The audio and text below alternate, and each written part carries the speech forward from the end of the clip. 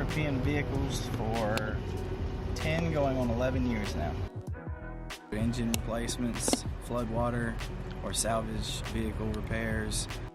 On Orlando's car, at first we needed to replace the entire engine assembly and dropping the engine and transmission on a cradle.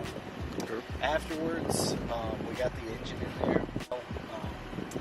We had to replace some timing chain tensioners, mass airflow sensors, and a few other miscellaneous oil seals to get everything perfect.